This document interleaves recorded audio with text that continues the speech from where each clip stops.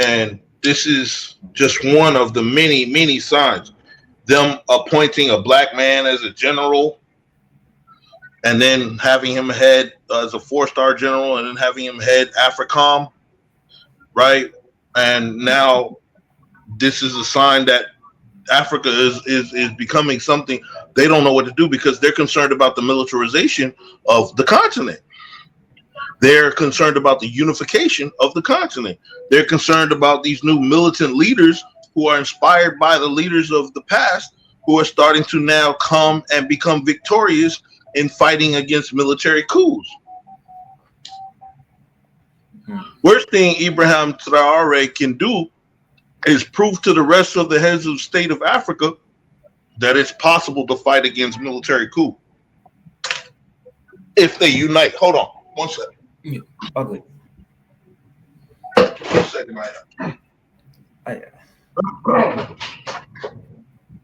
You see what I'm saying? Yeah.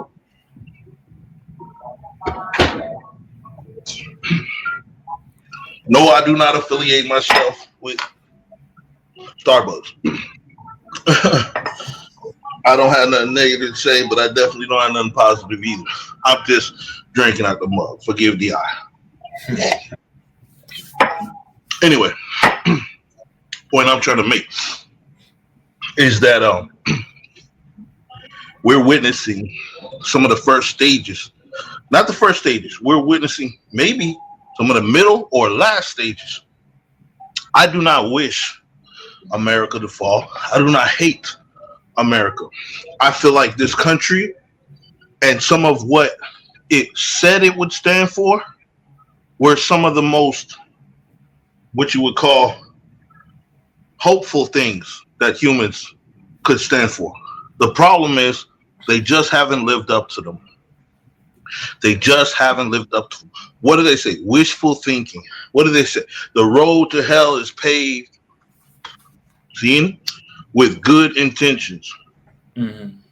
Maybe our founding fathers had some good intentions. Maybe they thought what they was doing was right. But I'll tell you now, every fruit that you try to bear without the cosign of Almighty will bear no fruit at all. You feel me? And that's what they're dealing with. They said, let us build an empire. They said, let us take over the world. Failed.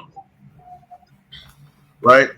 They sat down and said, let us take over Africa at the Berlin Conference. Failed. They said, let us take over India. Failed. They said, let us take over China. Failed. See? And now, right, because universal law, irregardless of whatever hatred is happening, regardless of whatever vitriol that people have for Europeans, this is deeper than racism. This is spiritual. The war's going to be won the right way because the original war was fought the wrong way. See? Yeah. And the righteous know two wrongs don't make the right. You see what I'm saying? We trying to make this right. The wicked are the ones standing in the way of righteousness. That's where the keepers of the light come in. Hold on one second. Yes, sir. Trying to get situated. Forget the eyes. Oh, I'm good, brother. Yeah, so that's where the keepers of the light come in, right? Because the keepers of the light know the power of the Trinity. Right? We know that it was Haile Selassie I that unified Africa when they couldn't bring the Monrovia group and the Casablanca group and when they couldn't bring these African leaders to peace. They're on the brink of war. They did know who they could call. You know what I'm saying? What they say, who you gonna call? Right? Yeah. And then here comes His Majesty with his hat on and his military uniform on and his cape on. See me I say? Yes, sir. You know what I mean? Coming in any weather, rain, sleet, or snow. We got the video footage. See me, I say, Mhm. what, I gotta come in the clouds with no engine, or my engine die, I'm coming. See me, I say, I'm there. Aya,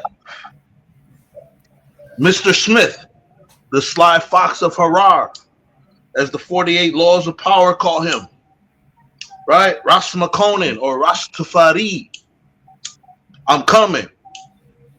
You feel me? So don't think for a second that we don't trust that good will overcome evil because we maintain eternal vigilance.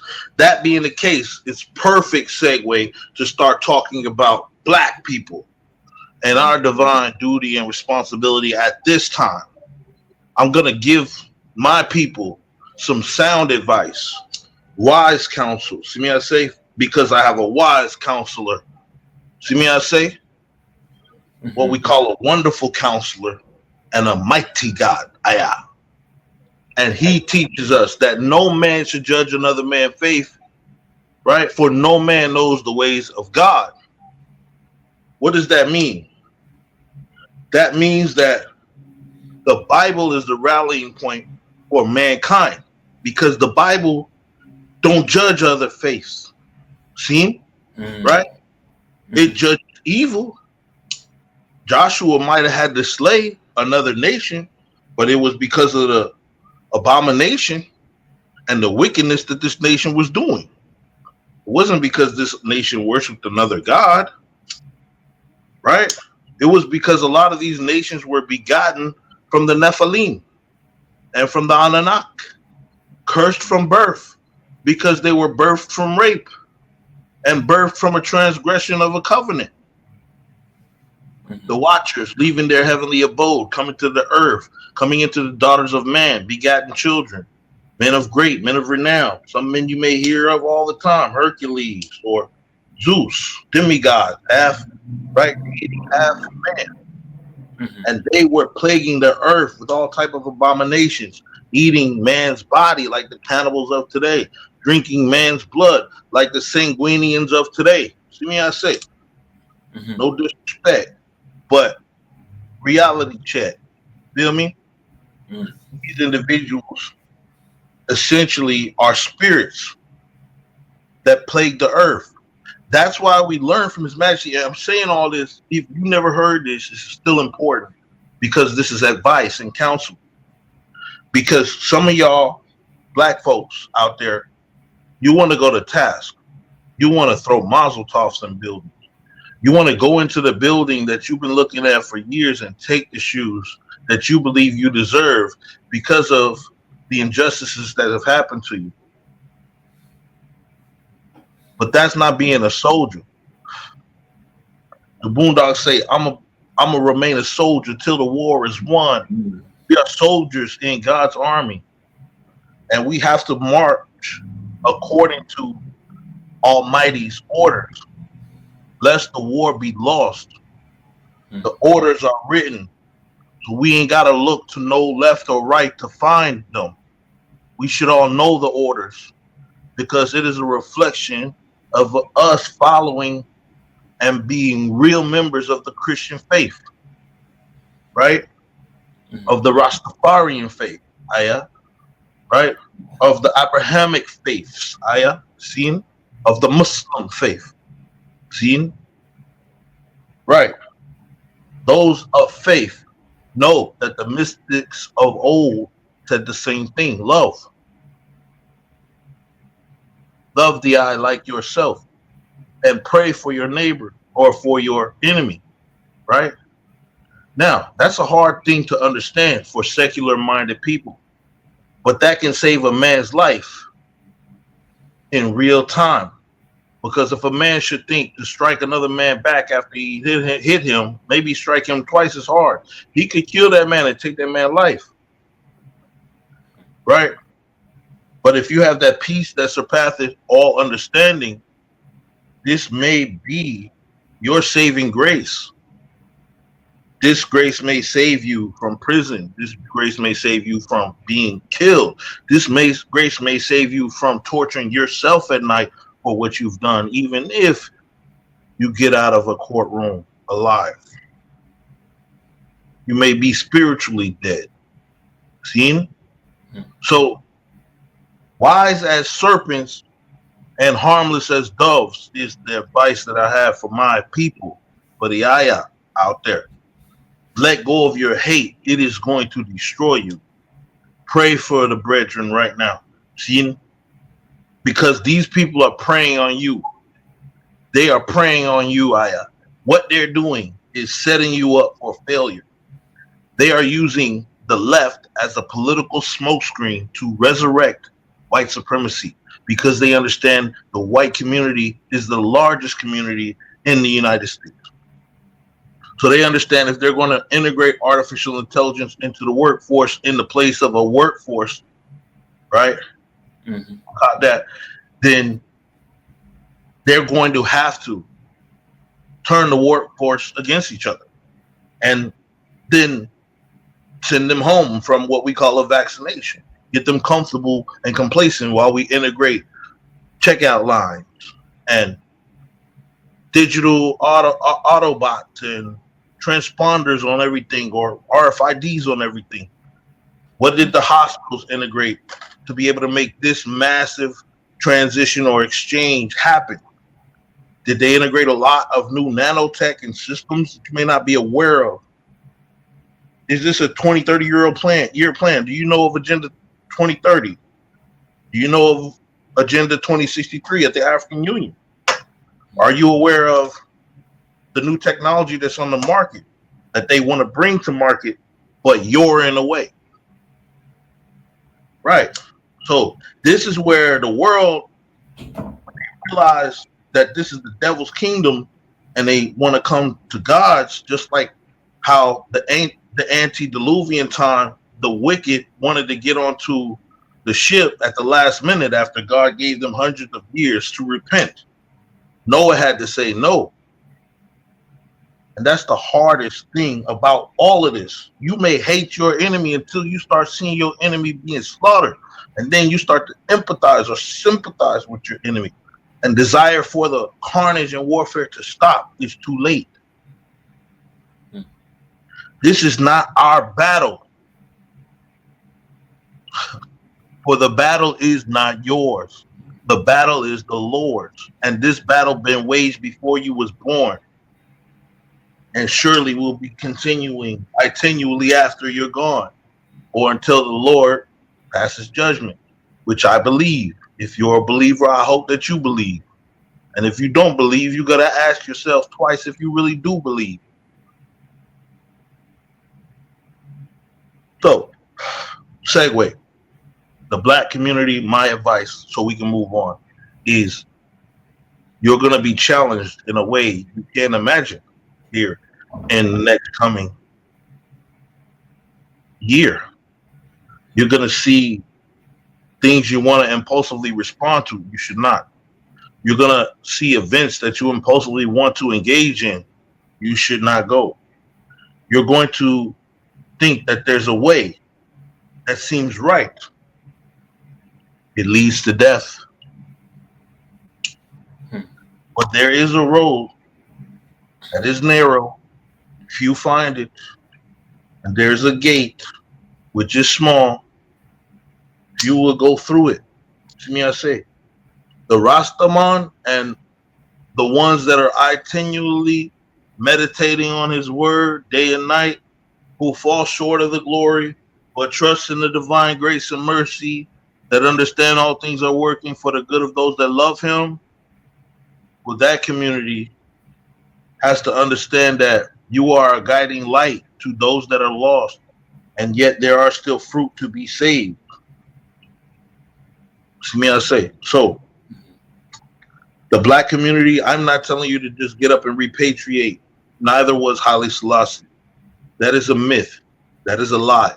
His Majesty was telling you to wake up first, to focus on strengthening yourself, to learn some of the cultural values of your ancestors before you consider repatriating, right?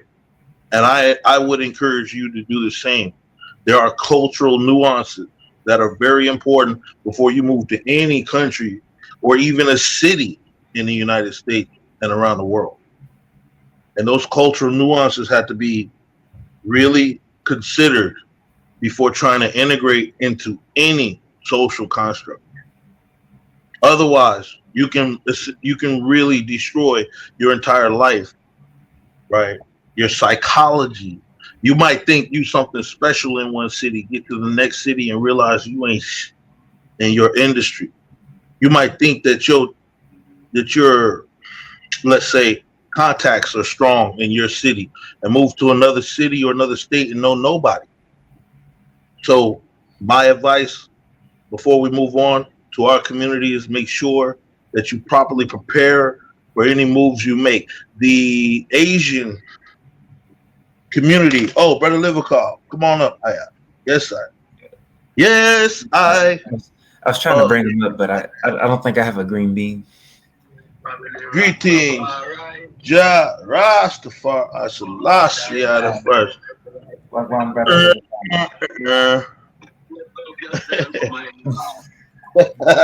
My Lord, blessed my Lord, one true perfect love. Mm-hmm. Yes, I. Yes, I. Got the OGI. Okay, bless. Come on up, Armin. Give thanks.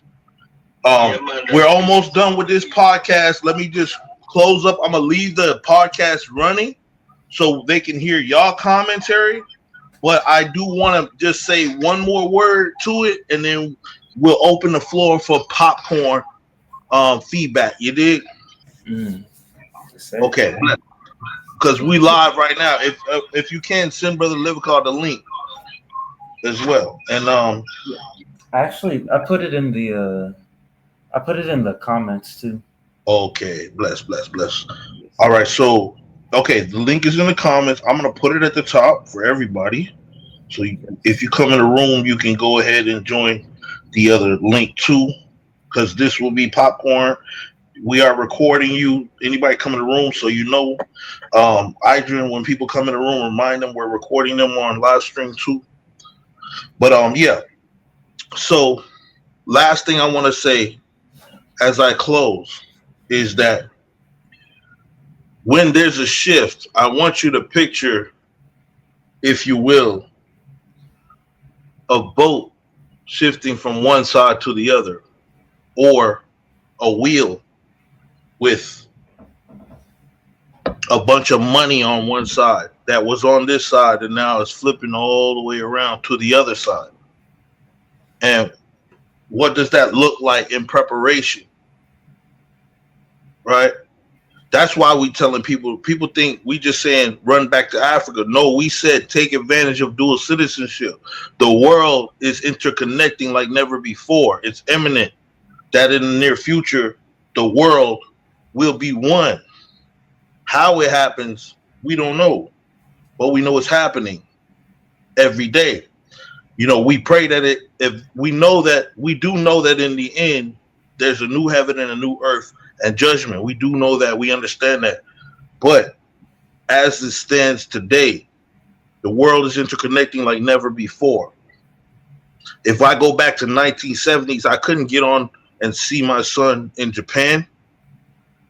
I had to wait till a picture came, or possibly some form of computer at the most. I can't even really see the computer being a thing. Can you? Was it 70s?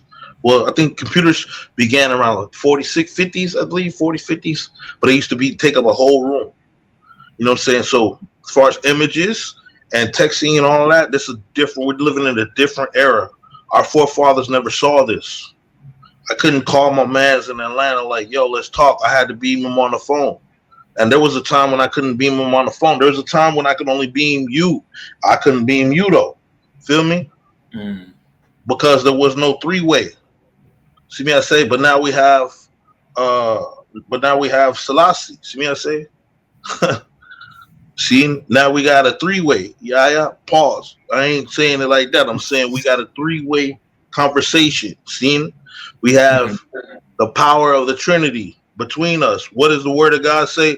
When two or more come together in my name,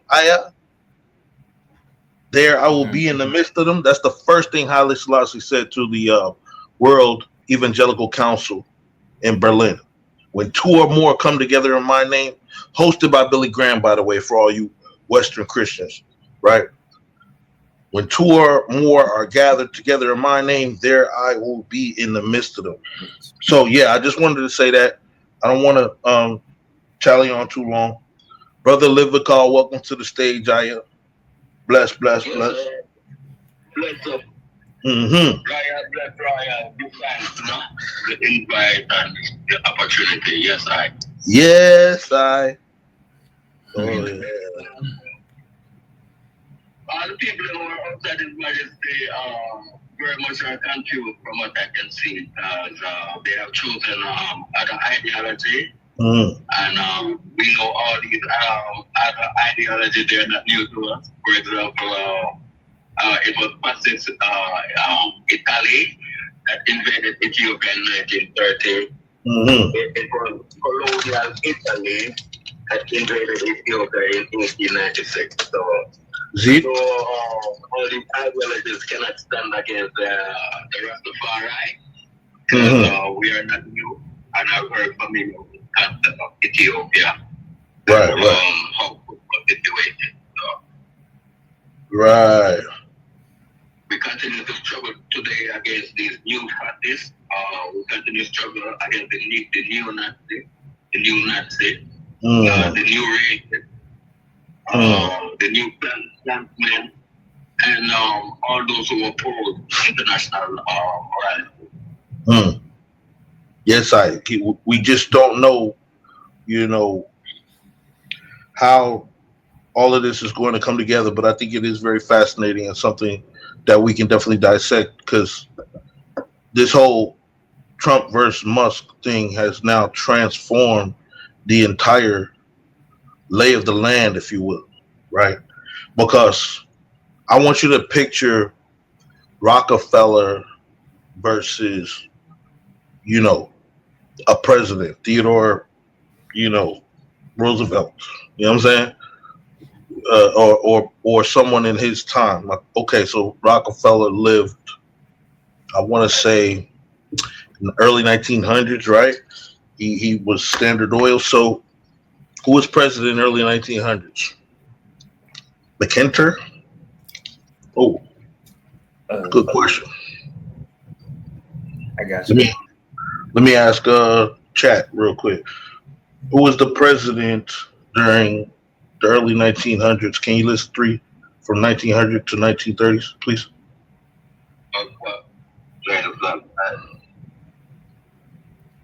Let's see. Theodore Roosevelt. Yeah, that's who I said first. Cool. Woodrow Wilson, Herbert Hoover. So now imagine John D. Rockefeller is beefing with one of these guys openly, publicly. But see, the difference is back then nobody would really know until the news hit. Nobody would know until they saw it on the tube, if they saw it on the tube at all. Cause they may not have had tubes back then. But now people know in half a second what Musk was thinking Mm. about the impact of that world when you can't recall thoughts and the whole entire world is in tune. That's what you call hive mind. And anytime they're ready to grab your mind and put it into the hive, they can't. Kanye does it best, really. So what does that mean now in y'all perspective? This Trump versus Musk thing as it's rolling out. Like I feel like America is under appreciating and also underestimating the gravity of this situation. What say the eye, brother Livercall? What you think? Well, when it comes to mining, that minerals or the data, also have to think about potential things that are mined are going to be kept in the bank. Can you hear? You can hear what he's saying, Who's right? going to keep these Okay. data that we can mine? Is it going to be or is it gonna be for government? What is what are you asking? Where Is what gonna be? You saying it? Oh, yeah. These lines are going to go into Oh, okay. mine, M-I-N-C, or you can tell M-I-N-E-S. What's going on, right? Who has mines and where? And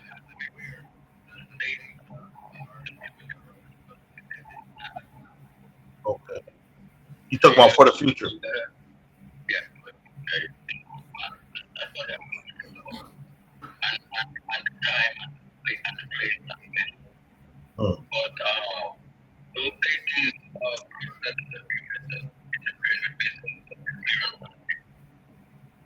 You know, I want you to think about the transition from. I want y'all to think about the transition of mankind from trading a stone to trading paper to the credit card. And then I want you to now eliminate all paper. Because when you look at paper as what came between us versus the barter, right?